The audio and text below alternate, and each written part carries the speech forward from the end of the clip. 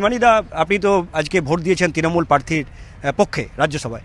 আপনি কেন এই বিদ্রোহ করলেন? কেন কংগ্রেস প্রার্থীকে দিলেন না? কেন তৃণমূলকে বা সমর্থন করলেন? দেখেন, আমি বেশ কয়েক মাস থেকে ভুগছি, আপনারা ভালো করে জানেন। এর সঙ্গে আমার একটা ঝামেলা, এই ব্লকে ঝামেলা, সমস্ত জায়গায় ঝামেলা। আমার ব্লক নেতৃত্ব থেকে শুরু করে প্রদেশ নেতৃত্ব, আমার কলিগ সমস্ত বিধায়ককে আমি জানিয়েছিলাম।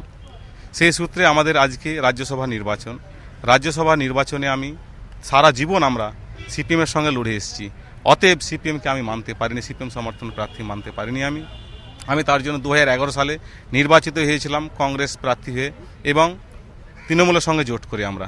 সেই সুতাবেদ আমি আমাদের আহমেদ হাসান সাহেবকে আমি তৃণমূল প্রার্থীকে আমি ভোট দিয়েছি।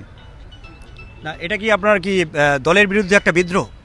না, দলের বিরুদ্ধে বিদ্রোহ বলা যায়, এবং যেটা ভাবতে পারেন আপনার, আমার সঙ্গে দলের একটা ক্ষোভ চলছে দীর্ঘদিন থেকে। সেই দল আমাকে এখন পর্যন্ত দলের কোনো সুরাহা করেনি।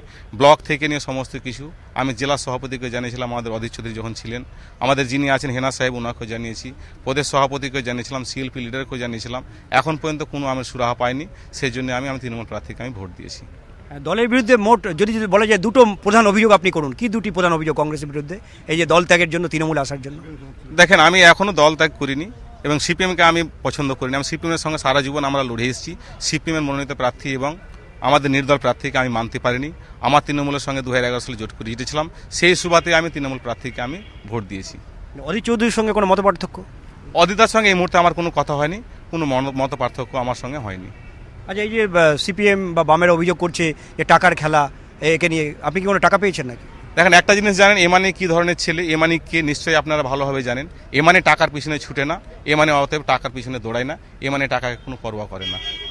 যেটা আপনি করছেন সেটা কি বিবেকের সাই দেওয়ার জন্য? আমার বিবেকে এলাকা মানুষের উন্নয়নে কাজ করার জন্য, মানুষের স্বার্থে আমি তৃণমূল প্রার্থীকে ভোট দিয়েছি এবং এলাকাকে উন্নয়ন করতে পারবো সেই স্বার্থে আমি। আচ্ছা, এর আগে একটা বিষয় দেখা যেত, প্রশাসনিক বৈঠকে বিরোধীদের ডাকা হতো না, সেক্ষেত্রে এবার তৃণমূল কংগ্রেস বিধায়ক, সাংসদ সকলকে যিনারা ডাকতেন তিনারাই বলতে পারবেন। আমরা বিধায়ক, জনপ্রতিনিধি, বাংলার মুখ্যমন্ত্রী, সকলের মুখ্যমন্ত্রী, আমরা বিধায়ক, সকলের বিধায়ক, আমাদেরকে ডাক দিয়েছেন, আমরা সংসদীয়, তৃণমূলের সংসদীয় রাজনীতিতে সংসদ, রাজ্যসভা কিংবা লোকসভা সকল ক্ষেত্রে এটা ভাঙন দেখা যাচ্ছে। বিদ্রোহী ব্লক তৈরি হচ্ছে। আপনি কোথায় রয়েছেন? আপনার অবস্থান যদি? আমরা তৃণমূলে আছি, তৃণমূলে থাকছি। তৃণমূলে তো মমতা বন্দ্যোপাধ্যায়ের সঙ্গে একটা ভাগ হয়েছে। বিদ্রোহী বলে কোনো কিছু আমার জানা নাই, আমরা তৃণমূলে আছি। দিল্লিতে তৃণমূলের যে দলীয় কার্যালয়